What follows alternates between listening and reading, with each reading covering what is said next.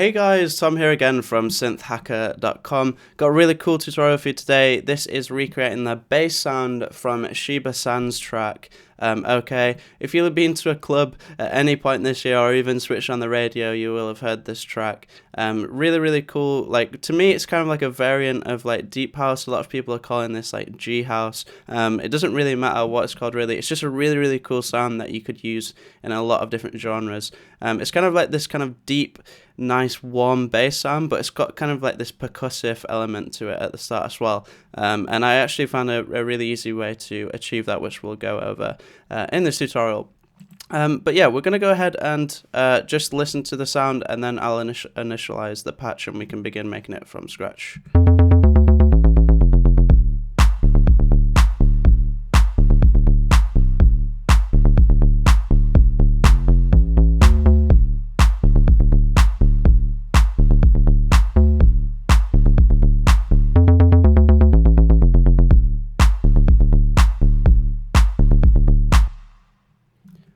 So as you can tell, a really nice sound. You'll probably recognize that melody, but even if not, it's just a really cool sound, and there's some really cool stuff going on here that you can really learn from. So yeah, let's go ahead and initialize the patch. As always guys, these videos are sponsored by my website over at synthhacker.com or in the link in the description down below. If you want to support the channel and also get your hands on some nice presets for Massive, including for genres like this and also a multitude of other genres as well, and synths as well, definitely go ahead and check that out, like I said, over at synthhacker.com, or click the link in the description down below, and I really do appreciate that. But yeah, without further ado, let's begin making this sound completely from scratch. So the first thing we're going to do, we're going to obviously, because this is a bass sound, we're only going to be using one note at a time, we're going to make the sound monophonic. Next, we want to turn the glide down. We don't want any glide on this bass sound at all. Like I said, it's quite a percussive bass sound. We don't want like notes blending into each other or gliding into each other. What we want is each sound to be just completely like percussive.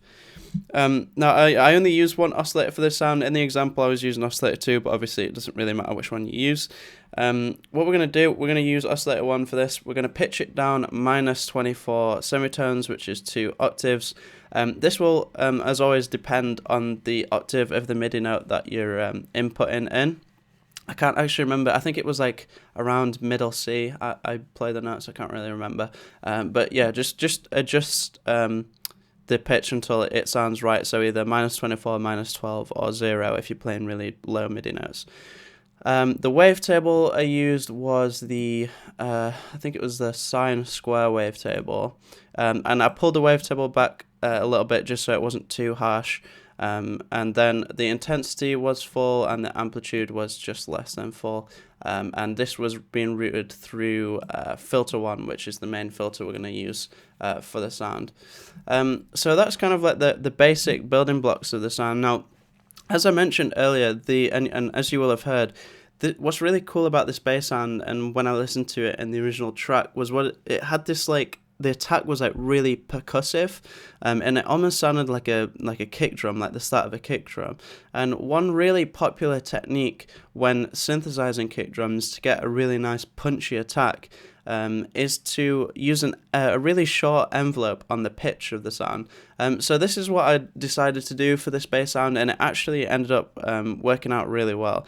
So what we're going to do, we're going to go into envelope 1 here. We're going to bring the attack all the way down, and the release, and also the sustain. And then what we're going to do, so all we really have is a really sharp attack and then a decay, but we want this decay to be super short, like bring it all the way down and then just bring it like a little bit back up, like hardly anything at all. And then what we can do is drag and drop this on the pitch of the sound, and I think the starting pitch I used was like 7 semitones up. You could also have it like an octave up, or if you wanted it a bit more extreme, you could have like it 2 octaves up, so like +24 semitones. It's kind of up to you what you think sounds best. But what this will do is just add a really nice short percussive element to the sound. I'll just quickly demonstrate this. Well, actually, what I'll do is I'll demonstrate that after the filter, because it'll be a little bit more obvious then. But yeah, that's pretty much everything in the oscillator setup. Like I said, I'll demonstrate the pitch thing in just a second. But before we do that, I'm just going to set up the noise oscillator down here. I used white noise, and this was basically, again, just to add some attack to the sound. So I brought the color down just like over halfway around here. Had the amplitude all the way down, routed it through filter 1, and then what I did was actually set up a separate envelope for the amplitude of the noise, just to add, again, just like some nice sharp attack to the sound. So I gave it a little bit of release. I brought the sustain all the way down, and again, just a really, really short decay, not quite as short as the pitch envelope, otherwise it's not going to be very audible at all. But yeah, just a nice short decay envelope, and then I dragged and dropped this onto the amplitude of the noise filter, noise oscillator, sorry. So moving into the filter section, we just have this at the minute.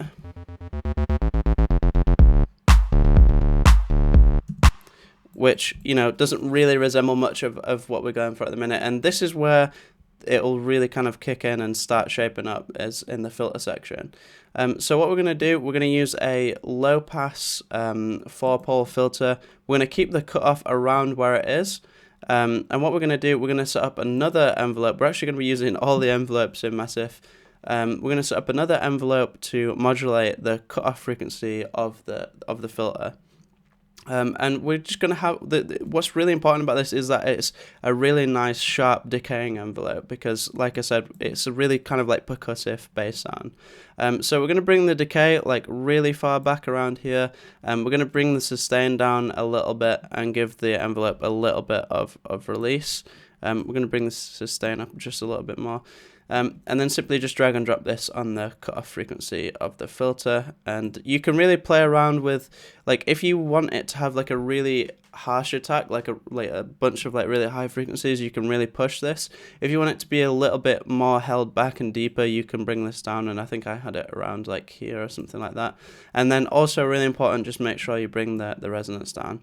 And now we have this, which is kind of resembling a bit more of the sound that we're after. But at the minute, the amplitude envelope is really not set up correctly. We've just got this like quite slow attack with full sustain, which we really don't want. We want like a really nice pluck sound. So in envelope 4, we're going to bring the sustain all the way down. We're going to move the decay just over halfway, and we're going to give the sound quite a lot of release as well.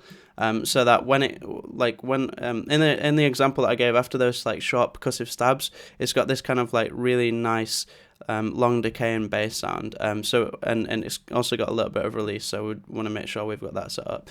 So now we've got this,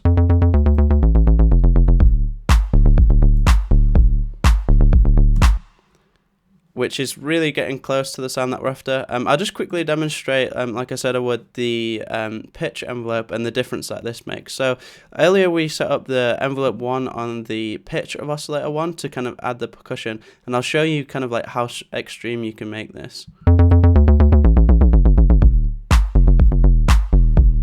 So even that, like, that's actually a really, really cool sound.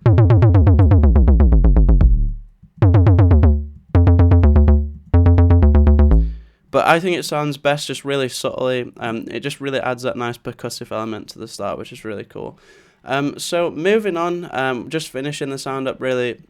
I think the last thing I added really was the classic tube, which is just like a tube amplifier, like emulation, and with like a little bit of drive and a little bit of dry wet, just to kind of add some like nice harmonics to the sound.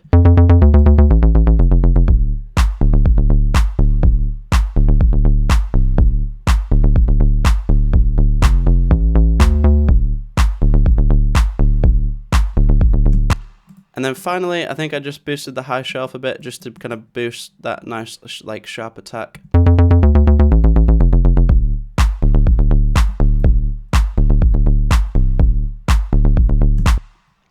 And then that's pretty much the sound. So hopefully you got a lot of use out of this tutorial, some really cool tips with the pitch envelope and so on.